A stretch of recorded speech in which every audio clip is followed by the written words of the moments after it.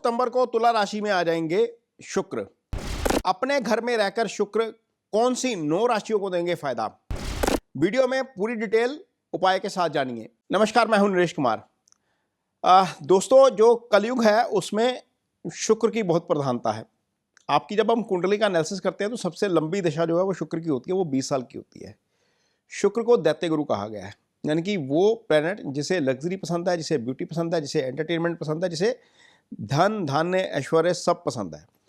और यदि आपकी कुंडली में शुक्र की पोजीशन अच्छी हो जाती है तो आपको लाइफ में ये सारी चीज़ें बड़े आराम से आसानी से मिल जाती हैं। और यदि शुक्र गोचर में भी अच्छे हो जाए तो आपको डेफिनेटली उसका बहुत फ़ायदा होता है। वीडियो में पूरी जानकारी देंगे कि शुक्र कब से राशि बदल रहे हैं और इसका आपके ऊपर क्या असर पड़ेगा। इसके अलावा यदि कुंडली में शुक्र कमज़ोर है तो उसकी रेमेडी क्या है। वीडियो में अंत तक बने रहिए, आपको पूरी जानकारी देंगे। तो शुक्र की जो सामान्य चाल होती है वो 27 दिन की होती है, एवरेज 27 दिन की, यानी कि 1 महीने के अंदर अंदर शुक्र राशि बदल देते हैं। लेकिन 2026 में ऐसा पहली बार हो रहा है कि 4 महीने के लिए शुक्र एक ही राशि में रहेंगे। एक राशि में रहने का मतलब है कि वक्री हो जाएंगे बीच में, 15 दिन के लिए कन्या में जाएंगे दोबारा, तो वहाँ पर आपको थोड़ा सा ये पीछे चला जाएंगे, अदरवाइज तुला में ही रहेंगे। तो 2 सितंबर को शुक्र तुला में जाएंगे, आगे जाएंगे 31 अक्टूबर तक यहीं पर रहेंगे, फिर वक्री हो जाएंगे।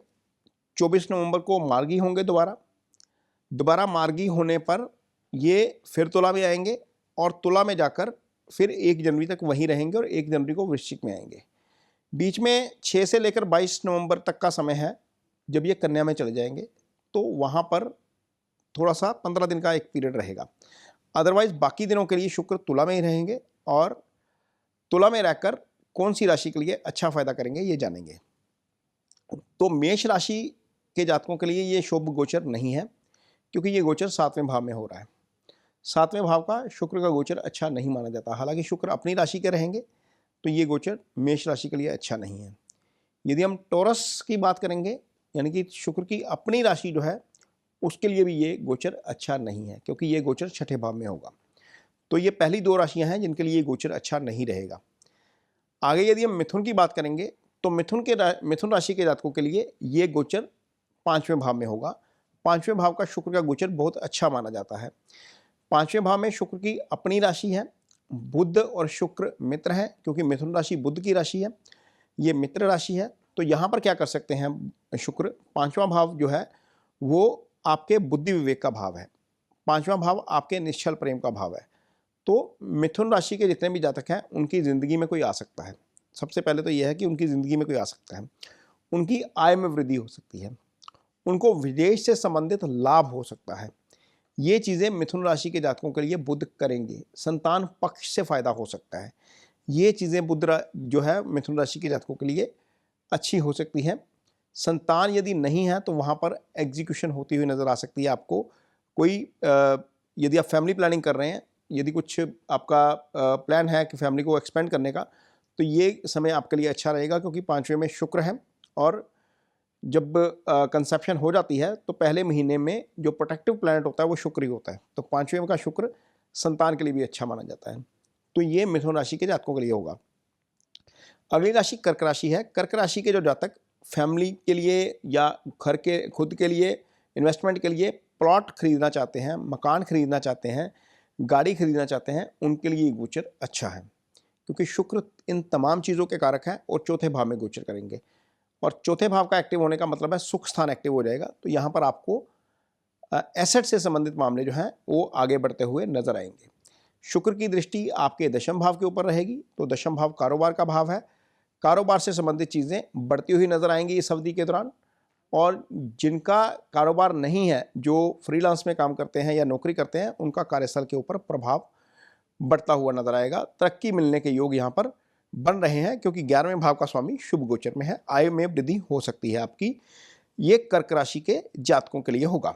और यदि हम बात करते हैं सिंह राशि के जातकों की, सिंह राशि के जातकों के लिए ये गोचर 3रे भाव में होगा।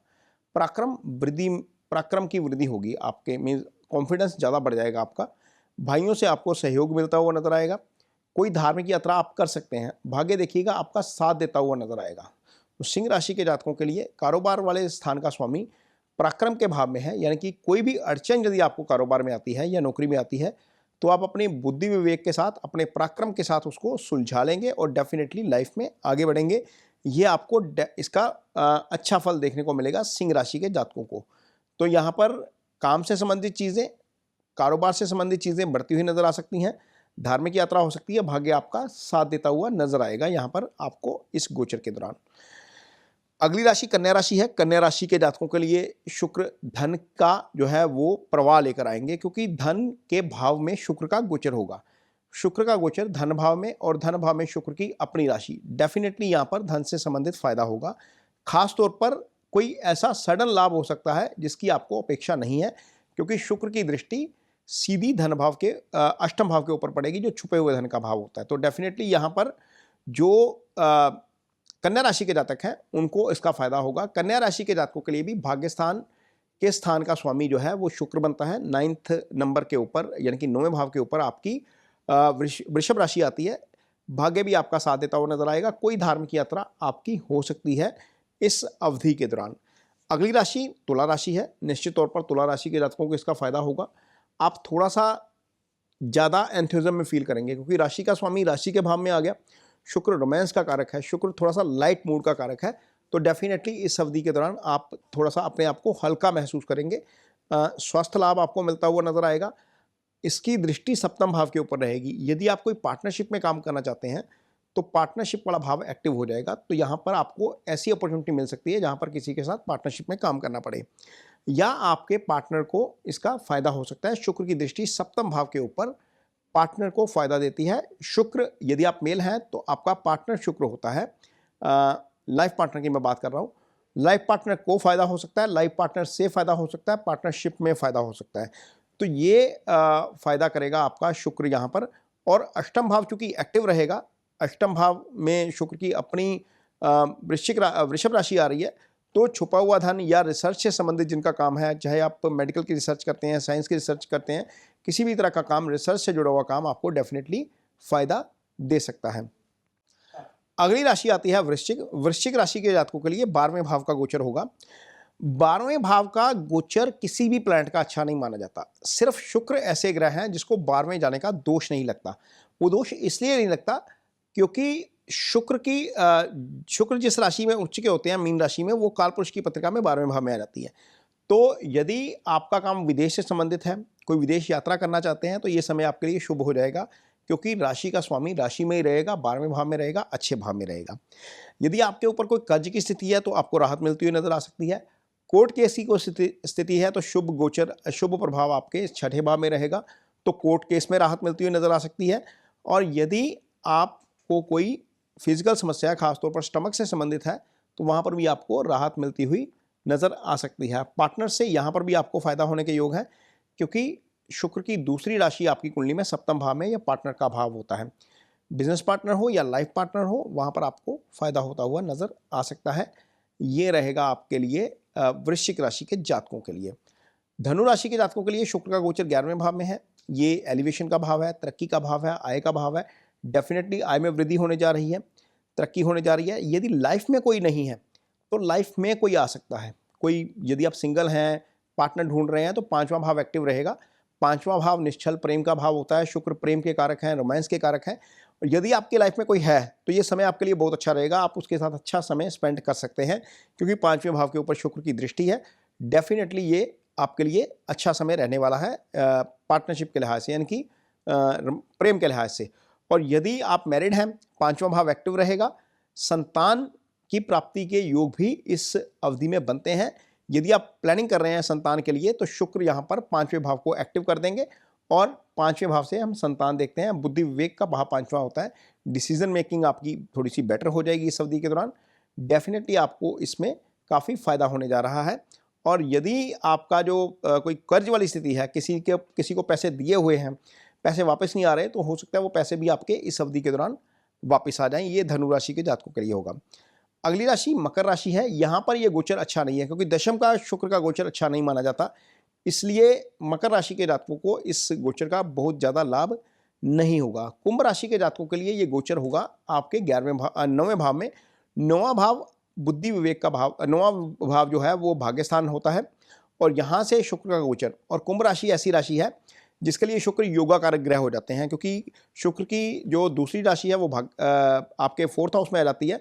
तो ये योगा कारक ग्रह का भाग्य स्थान के ऊपर से गोचर करना, अच्छे गोचर में रहना आपके पराक्रम में वृद्धि करेगा, धार्मिक यात्रा करवा सकता है, भाग्य आपका साथ देता हुआ नजर आएगा। कोई कार खरीदने की प्लानिंग है, कोई प्लॉट खरीदने की प्लानिंग है, प्रॉपर्टी खरीदने की प्लानिंग है, तो वहाँ पर आप देखिएगा कि चीज़ें एग्जीक्यूट होती हुई नजर आएंगी। खासतौर पर जिनकी कुंडली में शुक्र की महादशा चल रही है उनको इसका डेफिनेटली बहुत फायदा होने जा रहा है, कुंभ राशि के जातकों को। तो यहाँ पर आप देखेंगे कि कुंभ राशि के उन जातकों को खासतौर पर फायदा होगा जिनकी कुंडली में शुक्र की महादशा या अंतर्दशा चल रही है, क्योंकि ये योगा कारक प्लैनेट है और योगा कारक प्लैनेट का अच्छी स्थिति में आना डेफिनेटली बहुत अच्छा है। अगली राशि मीन राशि है। मीन राशि के जातकों को भी इसका काफ़ी फायदा होगा, क्योंकि ये गोचर अष्टम भाव का है, छुपे हुए धन का है, रिसर्च का है। इन सारी चीज़ों में आपको डेफिनेटली इसका लाभ मिल सकता है। यहाँ पर शुक्र 10वें भाव दूसरे भाव को देखेंगे सीधी दृष्टि से, तो धन भाव के ऊपर शुक्र की दृष्टि धन में वृद्धि करवाने का काम करेंगी। वैसे भी मीन राशि एक ऐसी राशि है जिसमें शुक्र आके उच्च के हो जाते हैं, तो यहाँ पर मीन राशि के जातकों को धन का लाभ हो सकता है, पराक्रम में वृद्धि कराएगा। भाइयों से सहयोग आपको अच्छा मिलता हुआ नजर आ सकता है, क्योंकि शुक्र की दूसरी राशि तीसरे भाव में है। तो भाइयों से सहयोग मिलेगा, धन में वृद्धि होगी, पराक्रम में वृद्धि होगी, कोई छुपा हुआ धन आपको मिल सकता है और आपके लिए ये गोचर डेफिनेटली अच्छा साबित हो सकता है। ये मेष से लेकर मीन राशि तक का शुक्र के गोचर का जो है वो फल है। यदि आपकी कुंडली में शुक्र की स्थिति कमजोर है और आप मैरिड हैं तो आपकी लाइफ पार्टनर जो है वो शुक्र का कारक होती है, उसके साथ कोर्डियल रिलेशन रखिए, आपका शुक्र डेफिनेटली इंप्रूव करना शुरू करेगा। और इसके अलावा शुक्र की दूसरी रेमेडी के तौर पर आप शुक्रवार के दिन गौ माता की सेवा कर सकते हैं। ये बहुत अच्छी रेमेडी मानी गई है शास्त्रों के मुताबिक। गौ की सेवा शुक्र का अच्छा उपाय है। यदि आप ये भी नहीं करना चाहते तो आप शुक्रवार के दिन सफ़ेद वस्तुओं का दान कर सकते हैं, सफ़ेद फूलों का दान भी किया जा सकता है। आप चीनी चावल दान कर सकते हैं, सफ़ेद चीज़ें जो है सफ़ेद कपड़े का दान किया जा सकता है। ये शुक्र की बाकी रेमेडीज हैं। कपड़े थोड़े से लाइट रखेंगे अपने तो आपको डेफिनेटली इसका अच्छा फल मिलेगा। यदि आप के ऊपर शुक्र की दशा चल रही है तो आप थोड़ा सा परफ्यूम वगैरह लगा के रखिए, इत्र वगैरह लगा के रखिए, शुक्र की पोजीशन उससे भी अच्छी होती है। वीडियो आपको कैसा लगा इस पर कमेंट बॉक्स में अपनी राय जरूर दीजिए। यदि वीडियो अच्छा लगे तो उसे शेयर जरूर करिए, पेज को सब्सक्राइब जरूर करिए। इसके साथ ही मुझे दीजिए इजाजत। नमस्कार।